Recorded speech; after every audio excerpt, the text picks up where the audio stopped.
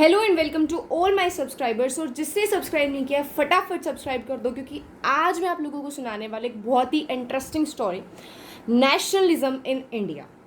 सबसे पहले समझते हैं नेशनलिज्म होता क्या है ना।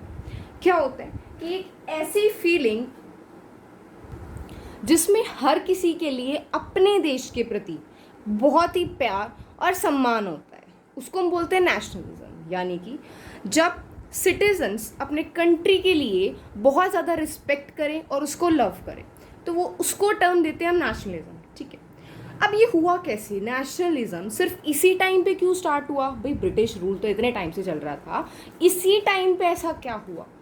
तो हुआ, देखो सिंपल सी बात है, जब क्लास में कोई टीचर 2-3 बच्चों को पनिशमेंट देती है, तो चाहे वो 2-3 बच्चे बिल्कुल आपस में बात ना करते हो, बट उस टाइम पे वो फ्रेंड्स बन जाएंगे, राइट? तो जिस तरीके से जब कॉलोनियल रूल ज़्यादा हो जाता है, तब लोग यूनाइटेड होने शुरू हुए इंडिया में, और तब यूनाइटेड होकर उनके अंदर जो नेशनलिज्म की फीलिंग आई और किस तरीके से ये सारी चीज़ें आगे बढ़ी, उस कहानी को हमें आज पढ़ना।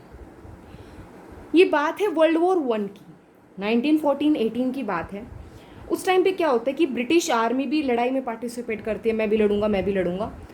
अब वो थे बड़े चंट, उन्होंने क्या किया, बोले लड़ेंगे तो हम, बट खर्चा जो इसका एक्सपेंस है वो इंडिया भरेगा। तो इंडिया वाले परेशान, राइट? तो अब वो क्या क्या परेशानी थी, जो 5 नंबर का क्वेश्चन तुम्हारे पेपर में आएगा, और इन 5 पॉइंट्स को पढ़ लो अगर तुम्हें अपने घर वालों की चप्पलें नहीं खानी है तो देखो जो 5 पॉइंट्स थे वो क्या थे, जिनको हम लिखेंगे कि impacts of world war on India.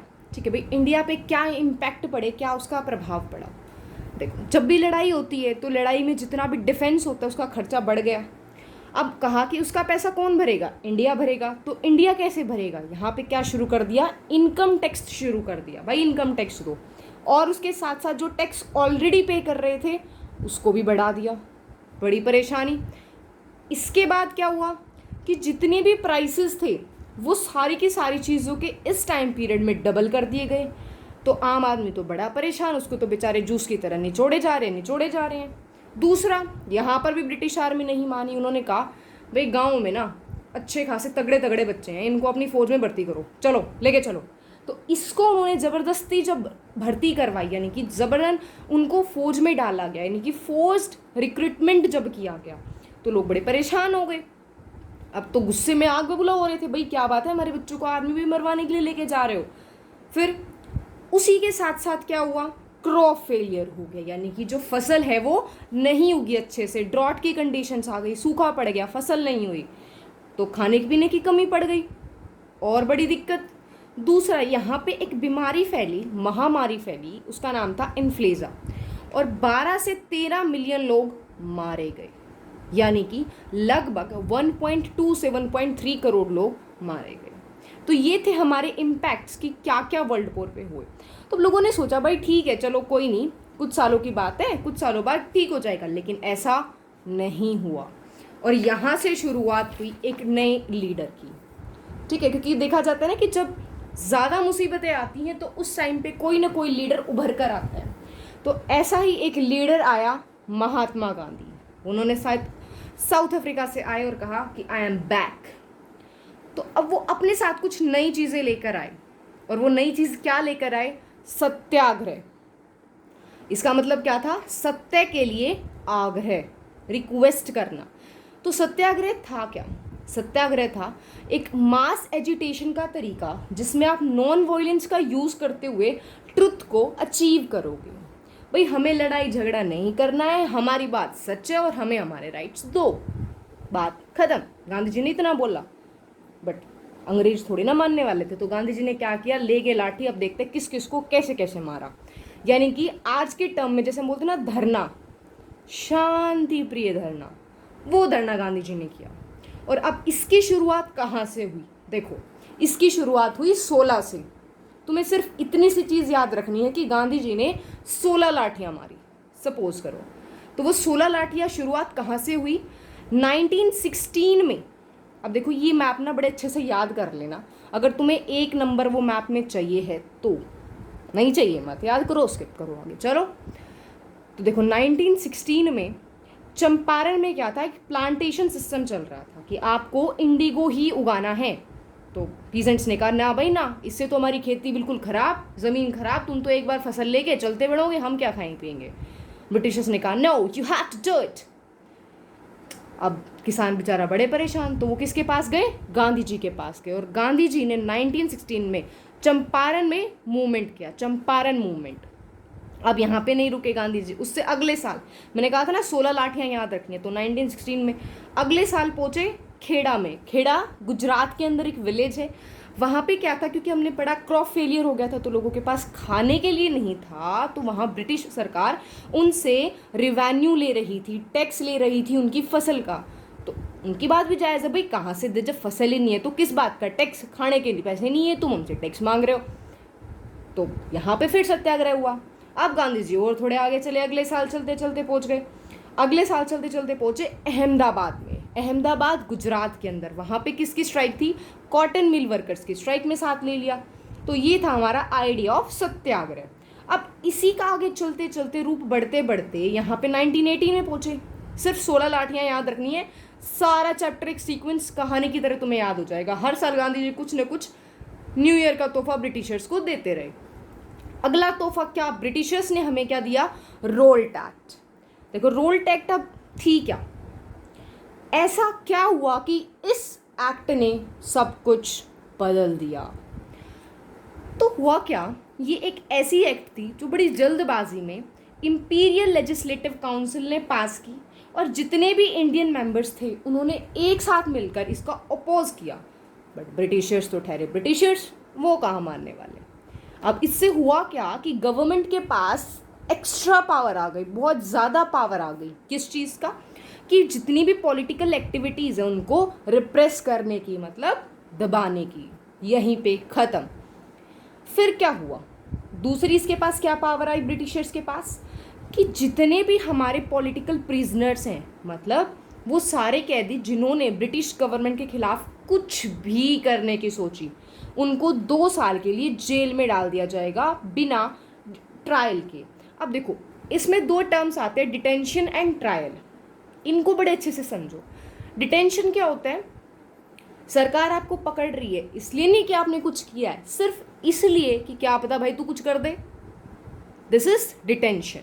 और ट्रायल होता है, अगर आपको पकड़ा गया तो कोर्ट में जज के सामने पेश किया जाएगा, फिर आपका बताया जाएगा हाँ भाई गलती है, जेल में डालो, नहीं है चल भाई तू भाग यहाँ से, भाग जा फ्री। बट यहाँ पे क्या हुआ, पकड़ तो लिया पर 2-2 साल तक कोर्ट में ही नहीं लेकर गए, तो भाई लोग तो डर गए, किस बात का कानून, कुछ भी नहीं, ऐसा कुछ सोचा। अब गांधी जी ठहरे, गांधी जी उन्होंने क्या किया, रोल्ट सत्याग्रह, रोल्ट सत्याग्रह, रोल्ट एक्ट के खिलाफ सत्याग्रह किया। लेकिन उस टाइम पे अंग्रेजों ने क्या किया, क्योंकि गवर्नमेंट के पास पावर थी पॉलिटिकल एक्टिविटीज़ को हटाने की, तो उस टाइम पे मार्शल लॉ लागू कर दिया। अब जिनको ये नहीं पता मार्शल लॉ क्या होता है, जब किसी भी एरिया के अंदर पुलिस के हाथों से कोई चीज़ बाहर चली जाए तो आर्मी को उसका कंट्रोल दे दिया जाता है। तो यहाँ पे आर्मी की जैसी मर्जी वैसे कंट्रोल करो, तो भाई कंट्रोल करना है। तो जनरल डायर यहाँ के रूल में आ गए। अब यहाँ से शुरू होता है हमारा एक मेला, ठीक है। तो ये कहानी है एक मेले की। देखो मेला किस चीज़ का, बैसाखी का मेला, पता है 13 अप्रैल बैसाखी का मेला। तो अब इस दिन हुआ क्या था, क्या ऐसा अनयूजुअल हुआ। देखो बैसाखी का मेला लगा हुआ था, भाई कुछ तो आए हुए थे बैसाखी का मेला मनाने, ठीक है, मेले में आए हुए थे हैप्पी हैप्पी। लेकिन कुछ ऐसे आए हुए थे जो उस टाइम पे सिटी में मार्शल लॉ लगा था उसके खिलाफ प्रोटेस्ट करने, पर गांधी जी को दिल्ली में आने की परमिशन नहीं थी। तो जनरल डायर ने क्या किया, अपने सिपाहियों के साथ आए, दोनों दरवाजे बंद कर दिए, एंट्री एग्जिट क्लोज्ड, और अपने सिपाहियों को ओपन फायर का ऑर्डर दे दिया। मीन्स बस गोलियां चलानी हैं, जिस पर मर्जी चला। तो उसमें बच्चे, बूढ़े, औरतें, चाहे किसी का कसूर था नहीं था, बहुत ज़्यादा डेथ हुई, बहुत ज़्यादा। और जनरल डायर महानात्मा क्या बताया उन्होंने कि ये मैंने क्यों किया, ताकि एक मोरल इफ़ेक्ट पड़े सत्याग्रहियों पर, यानी कि जो लोग सत्याग्रह कर रहे हैं उनको सबक सिखाने के लिए कि गवर्नमेंट के खिलाफ कुछ भी करने की मत सोचो। अब देखो भाई इंडियंस तो बड़े भड़क गए, तो सीधा पुलिस के साथ भिड़ने लग गए, गवर्नमेंट बिल्डिंग्स पे अटैक कर दिया। पर ब्रिटिशर्स भी कहाँ कम थे। तो उन्होंने इस चीज़ को दबाने के लिए ब्रूटल तरीके से उनको दबाया गया। क्या किया, उनको भी अपनी नाक रगड़ो, ठीक है, और कई बार मतलब लोगों पे कोड़े बरसाए जा रहे थे, और कुछ ऐसी जगह थी जिनको बॉम्ब से उड़ा दिया गया था। बहुत भयंकर वायलेंस फैल गया था। अब गांधी जी तो ठहरे नॉन वायलेंटिक, तो उन्होंने क्या कहा, no more satyagraha, close it. अब यहाँ से गांधी जी ने एक बात सोची, वायलेंस तो रुक गया बट गांधी जी रुकने वाले थोड़ी ना थे। उन्होंने क्या सोचा, भाई ये जो वायलेंस है ना, ये जितना भी मूवमेंट है सिटीज़ और टाउन तक आकर रह जाता है, ये तो बहुत गलत बात है। तो मुझे कुछ करना पड़ेगा, इस मूवमेंट को सिटीज़ और टाउन से बाहर निकालना पड़ेगा, और उसके लिए हिंदू और मुस्लिम को एक साथ आना पड़ेगा, तभी तो मासिव एजिटेशन होगा। और इस चीज़ के लिए उन्होंने खिलाफत इशू का सहारा लिया।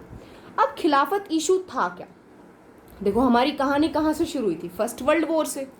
तो फर्स्ट वर्ल्ड वॉर में क्या हुआ था, ख़त्म हुई लेकिन ओटोमन एम्पायर हार के साथ। और ओटोमन एम्पायर का रूलर कौन था, द खलीफा। जैसे देखो जो क्रिश्चियंस होते हैं उनका स्पिरिचुअल हेड होता है पॉप, तो सिमिलर वे में मुस्लिम्स का हेड, जो रिलीजियस हेड था वो था खलीफा। अब भाई आपके रिलीजियस हेड को कोई छेड़ रहा है तो हर कोई भड़क गया। तो इसी चीज़ को देखते हुए दो भाइयों ने, मोहम्मद और शौकत अली ने, खिलाफत कमेटी बनाई 1919 के अंदर मुंबई में, ठीक है। अब गांधी जी ने क्या कहा कि हम तुम्हारे साथ हैं, खिलाफत कमेटी के साथ हैं, हम साथ में मिलकर नॉन कोऑपरेशन का यूज़ करके खिलाफत के इशू के उठाएंगे और उसी के साथ साथ स्वराज के मुद्दे को भी उठाएंगे। और ये सब कहाँ डिसाइड किया गया, कैलकाटा सेशन सितंबर 1920। तो इस पॉइंट को एग्जाम पॉइंट ऑफ व्यू से ज़रूर याद कर लेना, ठीक है। कहानी यहाँ तक समझ में आ रही है। अब गांधी जी कुछ बहुत बड़ा प्लान करने वाले थे, क्योंकि अब तो हिंदू मुस्लिम दोनों साथ में थे और जलियांवाला बाग का बदला भी लेना था। तो अब क्या हुआ, अब गांधी ने सोचा अब सत्याग्रह नहीं, अब हम नॉन कॉपरेशन करेंगे। तो ये बात गांधी जी खुद अपनी बुक में लिखते हैं, हिंद स्वराज के अंदर, कि ब्रिटिश रूल पता है इंडिया में क्यों चला है, क्योंकि इंडियंस ने कॉपरेट किया। अगर इंडियंस कॉपरेट नहीं करेंगे ना तो ये ब्रिटिश रूल 1 साल के अंदर ख़त्म हो जाएगा। पर अफसोस ऐसा नहीं हुआ और तुम्हारा सिलेबस बढ़ता गया, और इसी बढ़ते हुए सिलेबस के साथ आगे बढ़ते हैं।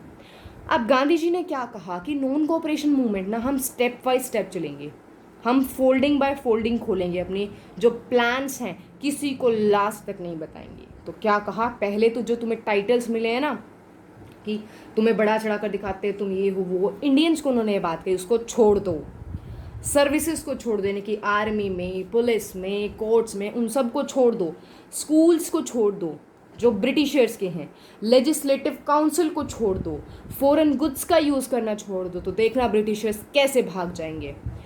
लेकिन यहाँ पे प्रॉब्लम क्या थी कि कांग्रेस इस चीज़ के लिए खुश नहीं थी, क्योंकि उन्हें लगा कि जो 1920 में, देखो मैंने बताया था 16 लाठियाँ याद रखनी है, 17 में आगे गए, 18 में गए, 19 में रोल टैक्ट हुई, और अब कौन सा नया ईयर आ चुका था, 1920।